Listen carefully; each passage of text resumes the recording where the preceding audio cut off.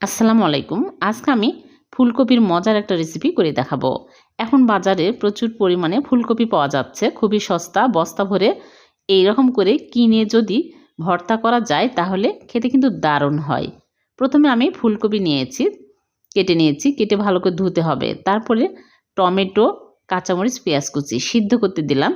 ভালো করে সিদ্ধ করে নিতে হবে। সিদ্ধ হয়ে আসলে আমি পানি ঝরিয়ে তুলে নিচ্ছি, নিয়ে ঠান্ডা করে নেব। ভালোভাবে ঠান্ডা হয়ে আসলে আমি হাত দিয়ে ভালো করে ম্যাশ করে নেব। তারপরে এখানে নিয়েছি পেঁয়াজ আর শুকনা মরিচ ভেজে নিয়েছি। স্বাদমতো লবণ, সরিষার তেল দিয়ে চটকিয়ে নেব। এই ভর্তা যদি থাকে গরম ভাতের সাথে আর কোনো কিছুরই প্রয়োজন হবে না। খুবই টেস্টি হয়। এভাবে বানিয়ে দেখবেন, অনেক সুস্বাদু একটা ভর্তা রেসিপি হয়ে গেল। ভিডিওটি যদি ভালো লেগে থাকে লাইক, কমেন্ট, শেয়ার করে দেবেন। পেজটিকে ফলো দিয়ে রাখবেন। আল্লাহ হাফেজ।